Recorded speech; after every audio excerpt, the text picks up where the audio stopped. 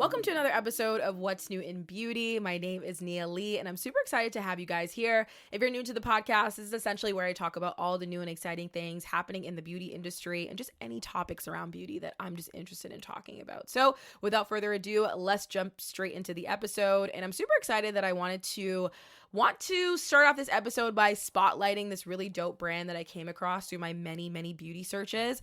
The name of the brand is called Squigs Beauty, and they're fairly newly launched, and I love everything about the brand. I'm obsessed. I love the packaging. I love how colorful it is. I love how Y2K Gen Z it is, and it really kind of spotlights this interesting world of Ayurvedic hair oils and tradition and Southeast Asian kind of traditions and everything in relation to that, in the sense of the founder, Nikita Charuza, who's actually a fashion editor at Pop Sugar. She actually, after 2 months giving birth, after 2 months, she realized that she was actually experiencing a lot of hair loss, to the point where hair was a big part of her identity, and she started to feel devastated and almost insecure about the amount of hair loss that she was actually going through. But then she kind of realized through, obviously giving birth, your body essentially is going through its own transition itself. And she actually said, this is a quote from the Allure article: "I had to give my body time to recover, but hair oiling really helped nourish my brittle hair during this time and made it feel stronger." Essentially, Charuza had actually been tinkering a lot with other ingredients such as Indian gooseberries and Ayurvedic hair oils and masks, and she had always been in this world of essentially kind of doing this tradition, especially in her South Asian household. And so this kind of way of tradition and concocting her own formulas and recognizing that hair oiling was something that she essentially started to incorporate more into her routine, especially as, being a new mom, she decided to launch her own beauty brand, Squigs, which is actually named after her sister's childhood pet name. And the actual brand itself features 2 products: the Gooseberry Delight hair oil and the Double Shot face serum. Very cute packaging. Again, very Gen Z Y2K-esque.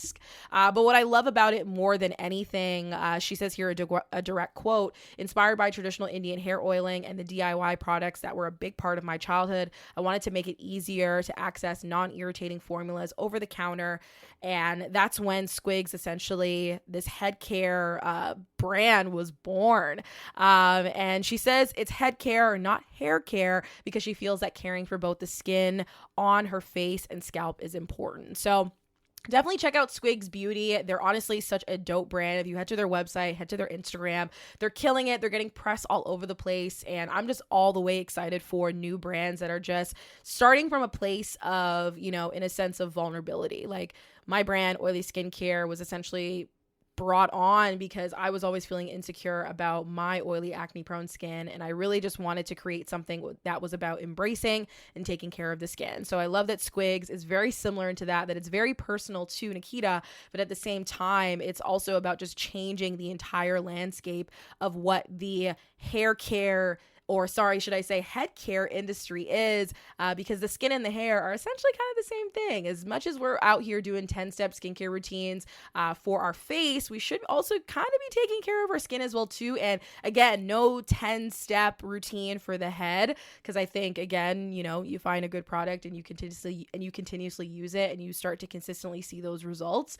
But more so than anything, it's definitely a dope brand. Definitely check it out as well too. Very innovative as well. A lot of brands, if you haven't been noting recently, have been really getting into the world of hair care. And it's interesting to kind of see how, again, things are slowly but surely shifting. At one point, it was makeup. At one point, it was foundation, lipstick, blushes, even though blushes are having a moment currently right now. But it's interesting to see how makeup has now also turned into skincare. Of course, serums, vitamin C, moisturizers, SPF. Oh my God, the surge of SPF has actually been so crazy. But now to also see hair care, or like I said, head care, is such an interesting way of, again, the evolution of where beauty is. And people realizing that, I'll even throw in body care. Everybody is just looking to take care of themselves all around, right? Regardless, again, we're spending all this money and time on products for our face, but we're not even really taking care of our body, or we're not taking care of our hair, or we're not taking care of like other parts, of our skin, right? And all of it at the end of the day is skin. So check out Squigs Beauty. It's a dope brand to me. I think they're doing something really innovative and dope. And I love that there's tradition behind it. I love that it's intentional. And we just love intentional brands over here at What's New in Beauty. I'm just, again, with all the brands that are launching lately, to me, I'm kind of just like, let's get into the interesting stuff, and let's get into things that are actually born out of a necessity, and also born to kind of, again, stop the stigma, or really to bring awareness to what it's like to deal with hair loss, and how you can essentially use those traditions and those things that you've been always using a part of your routine, and put them into the forefront. And essentially, because other women will have that same story as well. Actually, I should cross out women. Everybody will be dealing with that kind of, situation with hair loss in some way, shape, or form. So I know so many people are going to resonate with that. And like I said, check out Squigs Beauty, and definitely let them know that I sent you. So going into our next topic, really interesting, because this is kind of hitting home for me, for this brand, DECIEM. So if you guys don't know, DECIEM, probably one of the most notable brands. Again, their beauty brand, The Ordinary, is probably what you know them for. You guys don't even probably know the actual company that it comes from, but DECIEM is the creators of The Ordinary brand, which, if you don't know, The Ordinary has essentially taken over the skincare world, and they kind of also hit the skincare industry on a reset, in the sense of like, people were, essentially, you had to feel like you have to spend thousands and thousands and hundreds of thousands of dollars on skincare, but DECIEM kind of stripped everything back. We're giving, single ingredients in a bottle, and everything was essentially under $10. So that really shifted the beauty industry and the skincare industry in a way that nobody ever fully saw coming. But to me, what the stage of what they're currently doing right now, and this news of them shutting down 4 brands in its portfolio to now focus on The Ordinary, is very interesting to me, because The Ordinary has always been a topic of discussion, whether people love The Ordinary or they hate The Ordinary. It's very, very, very, very in the middle, and very, you either love it or hate it. And I say this is also personal to me, because I worked at DECIEM, in my past. I worked there for almost 2 years, and it was interesting to see how many people were like, essentially like cult followers of The Ordinary, to the point where they thought The Ordinary was going to like solve all their problems. And in a way it will, but I'll say this, as somebody who worked there and obviously had used the products in the past, The Ordinary works as much as you use it. So of course you can re-up on $5 serums and $6 serums and $7 serums at any point in time, because they're very affordable. But the thing with The Ordinary is, if you stop using the products, they will stop working. So in a way, it kind of becomes this essential like hamster wheel of you consistently buying product. But if it's affordable, again, you buy 10 serums and it doesn't even equal $50. So it's all an interesting world of, again, capitalism and beauty, and people thinking, they're getting the best of the best, when it's just, it's a simple ingredient, neither here nor there. But we're also in a time now where everybody wants things simple. So they announced on their 9th birthday that essentially they are going to be closing 4 of its smaller brands to focus on its hero business, The Ordinary.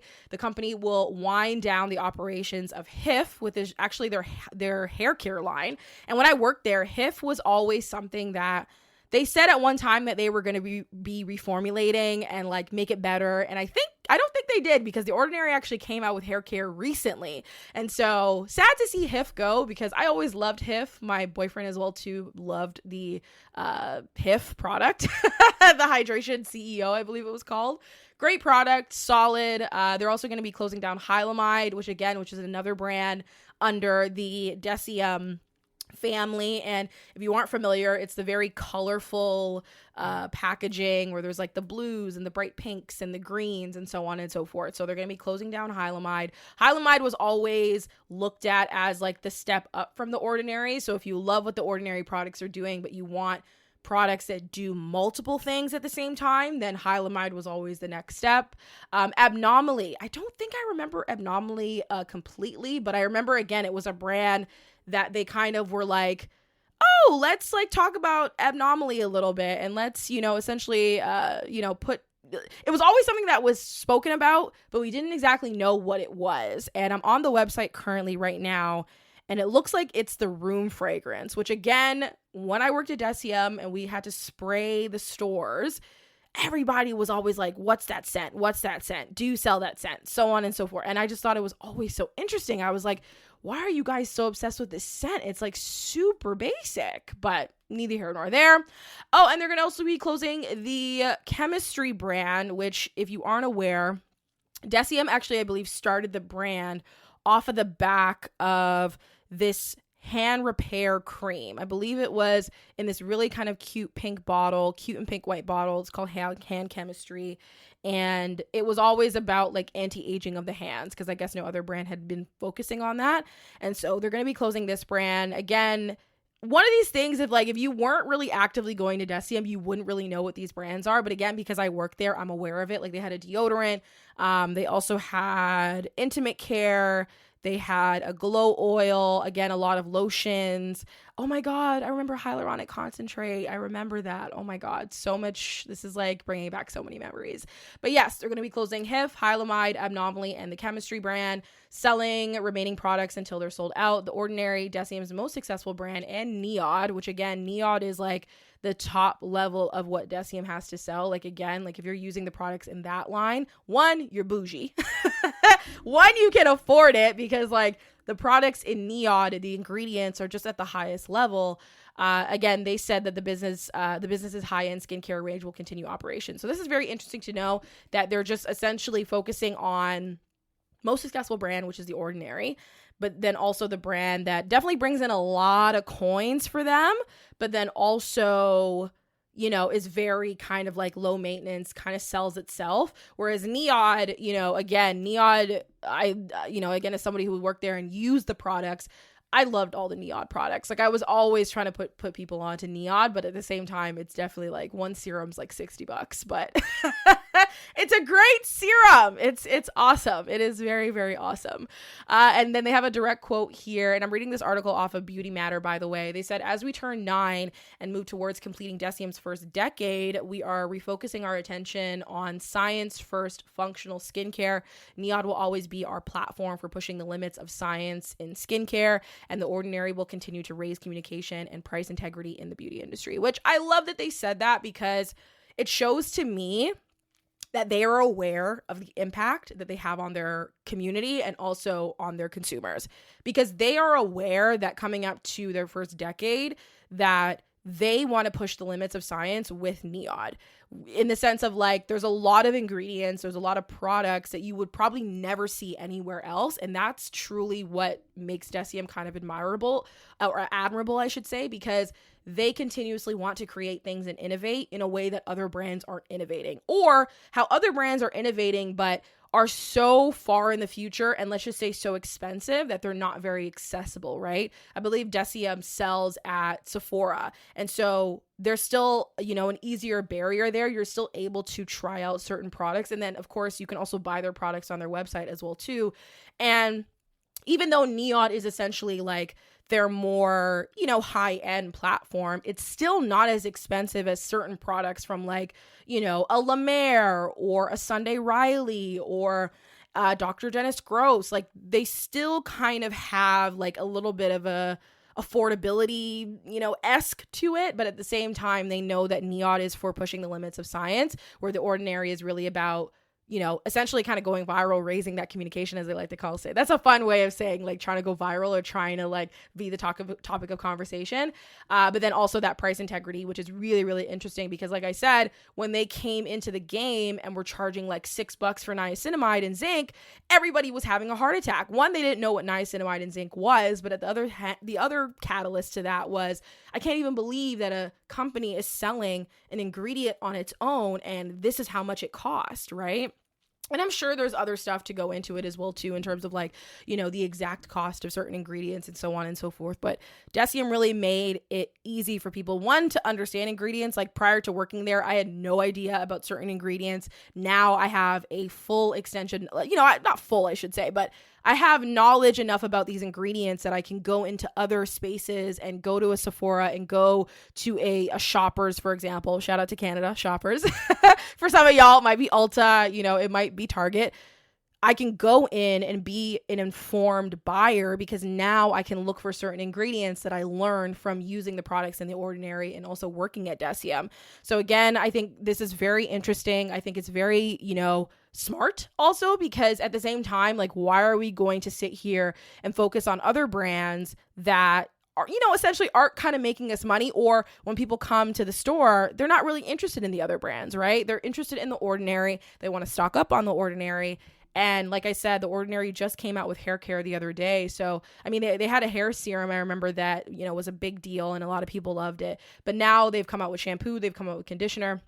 And so now they're looking to really lean into The Ordinary because they know everybody and their mom loves it. So them leaning into that, recognizing that as well too, and then saying at the end of the day that, like, we know we're coming up to our 10 years and we need to prioritize certain things is admirable. And it's probably hard as well too, because again, the founder of the company, Brandon, he had all these visions and all these ideas about products and certain things like that.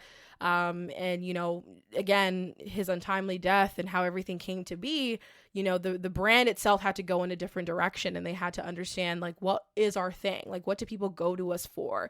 They go to us for simple, straightforward, affordable skincare products, that are going to help them with their skin. But we also want to push the envelope with our products as well too, and provide them with things that maybe they've never been able to see before. And so altogether, finishing off the quote here, they said this new approach will power us to do more of what we love, or what you love, while allowing us the space to innovate with new brands in the future, which, like I said, DECIEM is very innovative. So I could see them in 2020, maybe towards the end of 2022, going into 2023, coming out with something new and something dope and very innovative. Who knows, it might be under The Ordinary, but I could totally see them again coming out with some other dope brands in the future.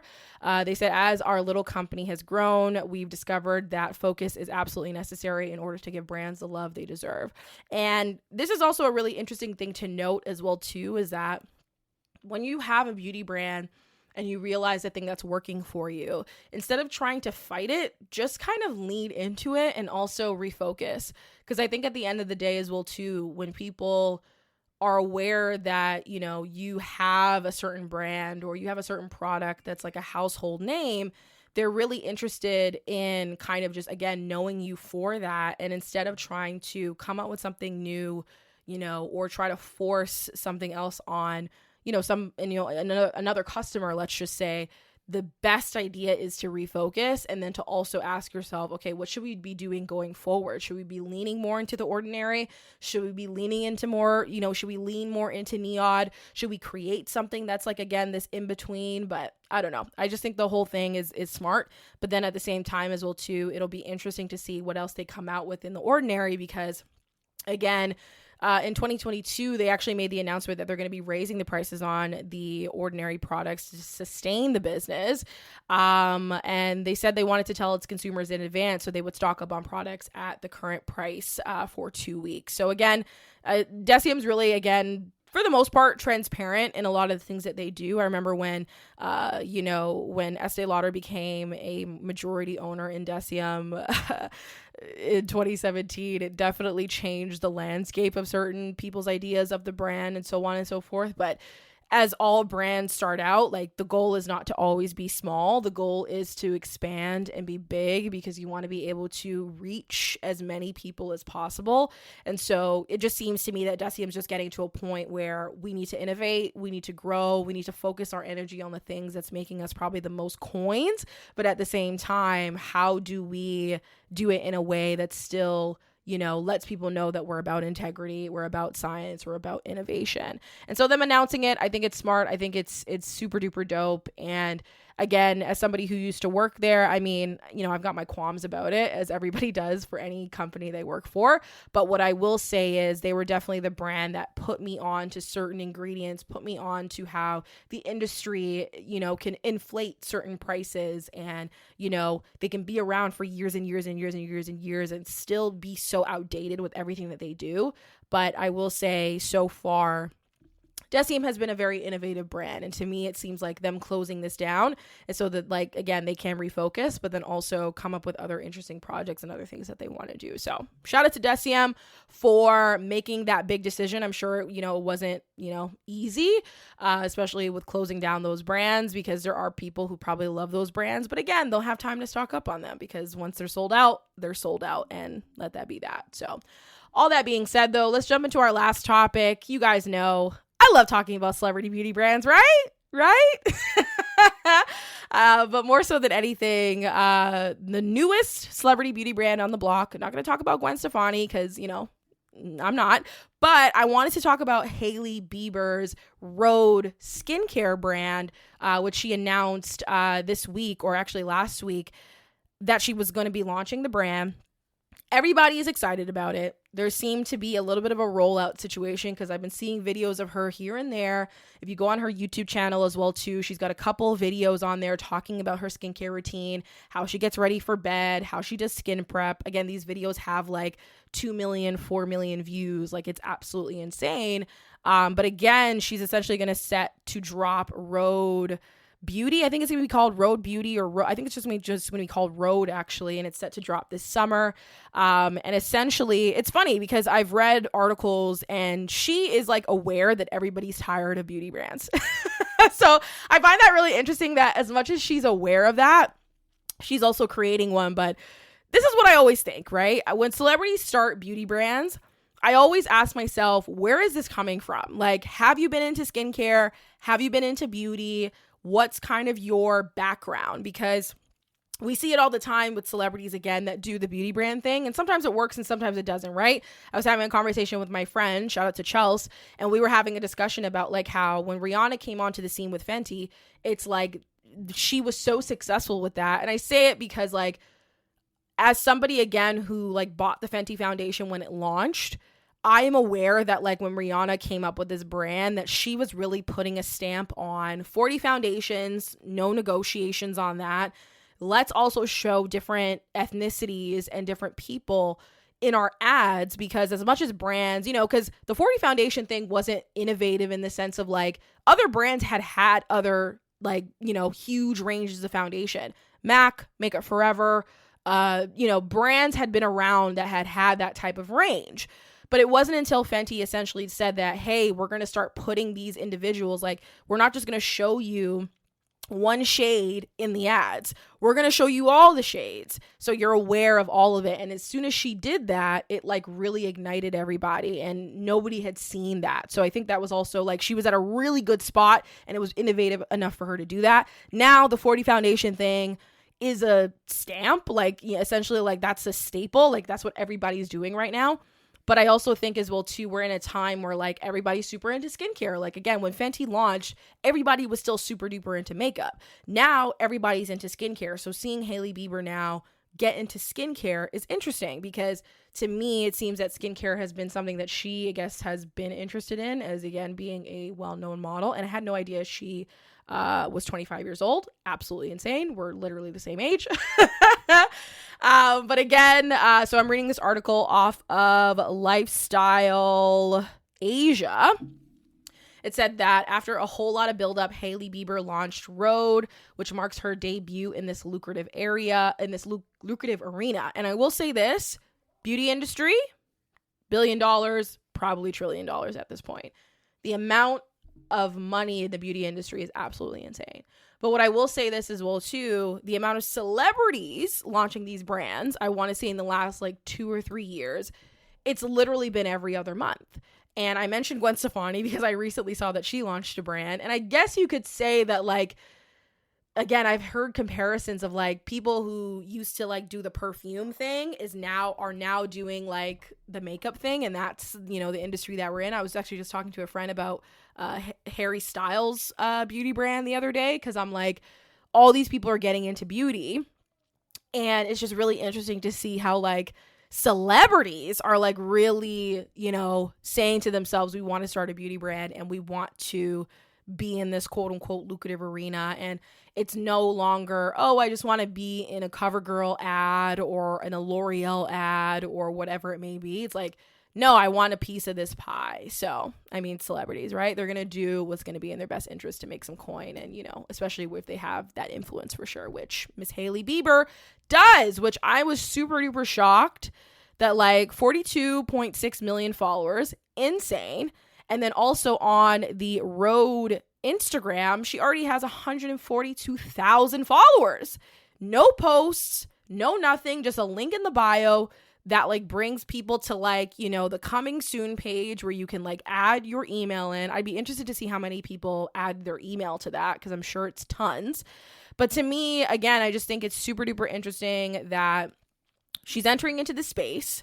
She broke the silence. She did this whole kind of rollout with her face touching to, a donut, a glazed donut. I guess that's what people kind of say that her skin kind of looks like, or that's what she's kind of putting out into the world. The acne on my face is going crazy because the donut on the face is insane. But I get it. She's trying to do this glazed donut kind of thing. And she announced it to her followers. Everybody went crazy. And again, going back to this article, after gushing over her glammed up aura, one can spot the caption indicating her launch in the month of June. According to several beauty handles, Hailey Bieber's Rhode sure seems to grant us access to a plush range of serums, moisturizers, and more. The line supposedly aims at a more affordable platform as compared to fellow skincare brands. Rhode aims at setting sights on natural beauty with hydration at its core. So all around, it seems to me that this brand is going to be very simple, very straightforward, basic, if you will.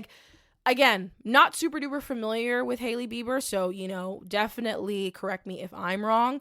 But to me, again, she's just giving very pretty model girl aesthetic, and that's essentially what this brand is going to be. But then when I think about it, there's brands already that kind of fit this mold. There's Glossier, there's Rose Inc., there is Merit Beauty. There's already beauty brands that already kind of fit this world. But again, a lot of them, they focus on skincare makeup hybrid stuff. So it's lip oils, but they have nourishing ingredients in them. Or it's primers, but it has an ingredient that also helps with skin barrier protection. It's very interesting to see how a lot of these brands have again found this beautiful merge between skincare and beauty, or skincare and makeup, I should say. So it'll be interesting to see if Hailey comes out the gate just kind of doing, or even Refi Beauty, for example, right? Which they don't really have any skincare stuff, but I could see, and that brand is from Insta model beauty guru Jess Hunt, who has these very noticeable, not noticeable, but notable, beautiful fluffy brows, which she started her brand, I believe it was 2 years ago now, gone to Sephora, so on and so forth. I mean, could I see Rhode being in Sephora? I mean, I wouldn't be surprised if there's a pipeline towards it, or a pipeline towards Ulta, for example, because if she's going the more affordable route, Ulta's typically where people go for that affordable kind of beauty skincare vibe. So it'll be really interesting to see where she rolls out.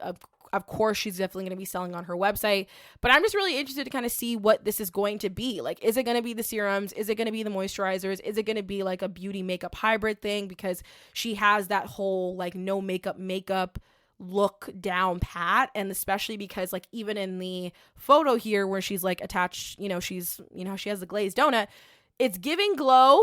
She's giving us some neck, right? Maybe there might be some body stuff as well too, because body is what everybody is super duper into now. So I'm really interested to kind of see what goes, what's the rollout for Rhode. And then also what route will she go? Will she go the, I'm a celebrity, so I'm going to do all my advertisements, or will I bring in my other celebrity friends? Will I be sending PR packages to other influencers that fall in this range? Will we be doing obviously some sort of a launch event? Will this, how affordable is it really going to be, Hailey? That's really what I'm interested in, because again, these people love to talk about affordable, but $20 or $30 for a moisturizer is not affordable. I don't know. That's just kind of my thought process. And then if you're going to buy multiple products, you're going to spend $100 easy, and like, that's okay. But again, you got to re-up on those products like every 2 to 3 months, right? Because that's typically how a lot of the beauty skincare world works. So it'll be really interesting to see how this all goes down. It's she's set to launch in the month of June, set to be affordable, set to be focused on natural beauty with hydration at its core, which again, a lot of people are talking about. Hyaluronic acid is always a topic of discussion, but it'll be interesting to see, like, does she go basic? Does she go with the same basic ingredients that like everybody and their mom knows, like hyaluronic acid, like vitamin C, like niacinamide? Or does she come to the table with like something new and innovative with these ingredients, right? If you're going to make a moisturizer, like, have a different ingredient that we haven't heard about. You know what I mean? Like, I actually saw recently that she shared that she loved using the Elta MD sunscreen, and Elta MD, I believe you can find, it's affordable-ish. You can find it at like Ulta, and I believe you can find it at Walmart in the States, or maybe in Canada as well too. I'm not fully aware, y'all. I use sunscreen from a Black-owned beauty brand, so neither here nor there. But I'm really interested to kind of see, even if she does launch SPF, like, that'll be a really interesting way to kind of see how it all comes together. But more so than anything, I mean, it's another celebrity beauty brand. Are we excited about it? Are we not? I'll be interested to hear what you guys have to say about that one. And again, her admitting that she knows that, she's tired of everybody, she's aware that everybody hates the celebrity beauty brand thing. She knows that she's putting another one out there. So it'll be interesting to see if she like goes really, really celeb-ish with this one. Like, for example, a brand that doesn't really rely so heavily on the celeb stuff is, I guess, REM Beauty, which is Ariana Grande's beauty line. Like, I've found that brand to be really ingrained in the influencer world. Like, she sent PR packages to influencers. She made everything very influencer centric, so that even when you go on the Instagram, you can see that like everything is still very like influencer based. Like, it's still, there's not much Ariana-esque kind of stuff that's coming through. That's just me, though. That's kind of where I'm at with it all, because at this point, when celebrities launch beauty brands, it's like, what are they doing that's different? Like, how are they trying to innovate? How are they trying to do something different that hasn't been done? And so, again, yeah, like, I'm on REM Beauty's page. A lot of their stuff is very... you got the photos of Ariana for the new launches, but again, she still very much focuses on other influencers and showing them. So I love it. I mean, I'm into it. I'll be interested to see how Hailey Bieber's Rhode skincare line, comes about, and what people are saying and the hints that she drops. I'm actually following the Rhode Instagram, so I'll definitely keep y'all updated. But without further ado, y'all, hopefully you enjoyed this episode of What's You in Beauty. Of course, comment and let me know your thoughts on everything. And I am super duper excited to come back to y'all with some more exciting beauty news for next week's episode.